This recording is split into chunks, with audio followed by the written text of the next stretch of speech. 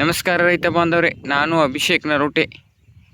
ಕೃಷಿ ಪಂಚಾಂಗ ಅಥವಾ ಚಂದ್ರ ಕೃಷಿ ಪಂಚಾಂಗ ಒಂದು ಪಾರಂಪರಿಕ ಕೃಷಿ ಪದ್ಧತಿಯಾಗಿದ್ದು ಇದು ಕೃಷಿ ಚಟುವಟಿಕೆಗೆ ಸಹಾಯವಾಗುತ್ತದೆ ಅಂತ ಹೇಳ್ತಾ ದಿನಾಂಕ 23/8/2026 ರವಿವಾರದ ಕೃಷಿ ಪಂಚಾಂಗ ಪರಾಭವ ನಾಮ ಸಂವತ್ಸರ ಸನ್ 2026 ಶ್ರಾವಣ ಮಾಸ ಅದ ಕೃಷಿ ಪಂಚಾಂಗ.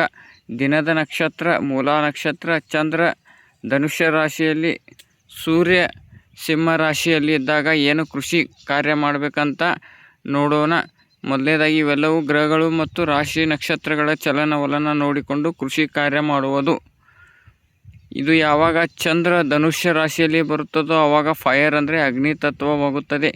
ಅಗ್ನಿ ತತ್ವವಾದಾಗ